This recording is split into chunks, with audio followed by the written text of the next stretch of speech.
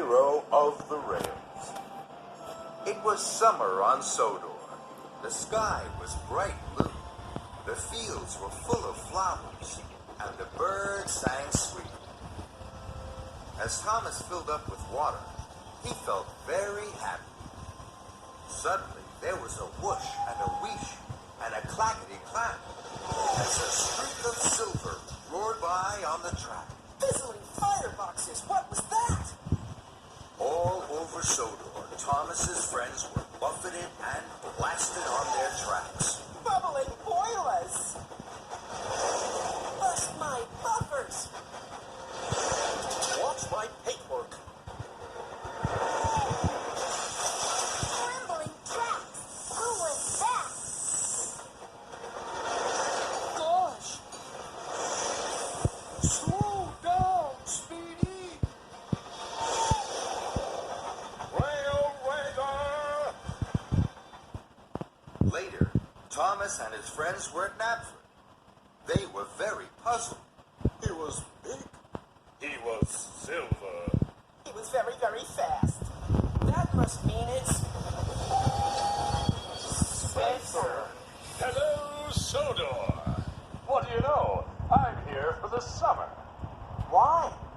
I have a very important job to do. The Duke and Duchess of Boxford are having a new summer house built. It has to be finished in time for the Duke and Duchess's holiday. I'm very busy. No time to chat. And Spencer slipped smugly away. Cinders and ashes. Having Speedy Spencer on Sodor for one day is bad. But for the whole summer... Is terrible. That afternoon, Thomas and Percy were huffing and puffing up Gordon's Hill. Then they heard Spencer whooshing and wheeshing behind them. A little more puff and you might make it to the top by tea time. Bossy boiler! Next, Spencer caught up with Gordon. Out of my way, slowpoke. The indignity. Toby was huffing slowly to a junction. Spencer steamed alongside, hooting and tooting. It looks like you're too old now to be really useful, Toby.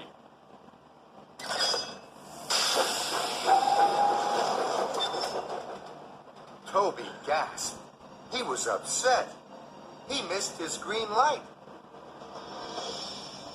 Edward and James were chuffing cheerfully along. Spencer slowed. Dear, oh dear, it takes 2 old engines to pull 1 freight car, does it? I'm pulling 5. And Spencer thundered away. James was so cross, he couldn't puff at all. That night, the engines could only talk about Spencer. He told Toby he was too old. He's taken over my express line. He'll never have a shiny coat like mine. He'll never have manners. Spencer's scary. The next day, Thomas was at Brentham Docks. He had a heavy flatbed of machinery to collect. Spencer was there. He was being coupled up to 5 flatbeds of building materials. Dear, oh dear, Thomas. It's just as well the Duke and Duchess don't have a tiny toy tank engine like you. The summer house would never be finished. What do you mean? I mean, Thomas, you just can't pull heavy loads. Thomas was upset, and so were the other engines. This time, Spencer had gone too far. Yes, I can. I can pull just as heavy loads as you. Yes, he can. Even heavier. Thomas is not a toy. He's a really useful engine, and he's very strong. The Sodor engines didn't scare Spencer. An idea had bubbled in his boiler. Very well, Thomas. Meet me tomorrow at dawn at the shunting yards. We will have a contest of strength. We will each pull a heavy load and we'll see who can pull it for longer and for further. Spencer slid slyly out of the docks. Suddenly, Thomas felt very worried. Bust my buffers. I can't do this. Spencer will win a contest of strength. The other engines saw that their friend was worried. You're the #1 engine on Sodor, and you'll show Spencer that Sodor engines are more special than he is. I know that because you're my best friend. Thomas looked at his best friend, Percy. Percy believed in him. I will meet Spencer at dawn, and I will win. Early the next morning, in the cold light of dawn, Thomas and his friends waited for Spencer. They could see a streak of silver engine puffing towards them. It was Spencer. Thomas felt worried. I can't do this, Percy. Yes, you can, Thomas. You always tell us we can do whatever we want to. So can you.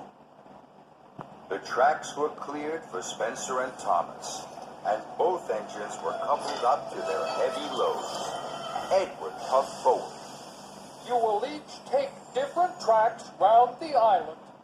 You may only stop for coal and water. Then Edward whistled long and hard. The contest had begun.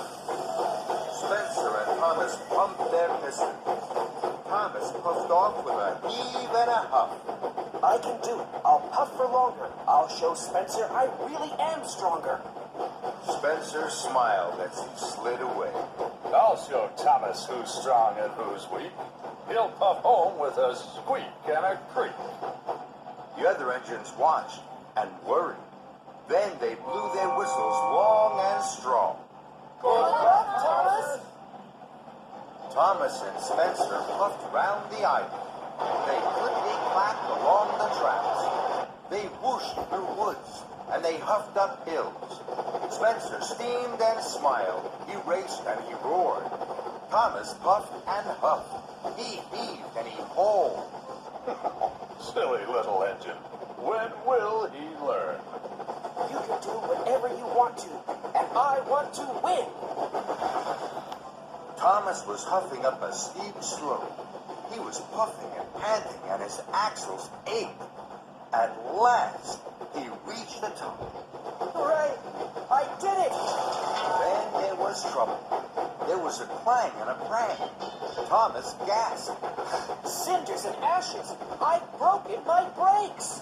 Thomas's wheels started to whir and to wobble. He flew faster and faster down the hill. Oh no! Oh, help! Thomas raced down one hill and rattled up the next. Help! I can't stop! Thomas's heavy freight cars pushed him on and on. Through a junction where Spencer was waiting. Blistering boilers. And into some potato cars.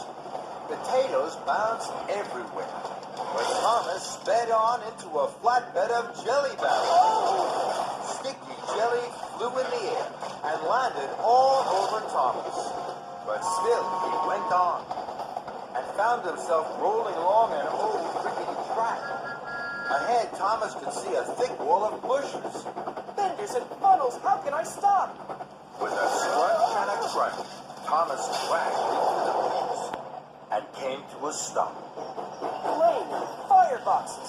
That was scary. Thomas looked around. After the racing and rattling, it was very quiet. Spencer will be back at the shunting yards now. He'll be puffing with pride because he won the contest. And my best friend Percy will be wondering where I am.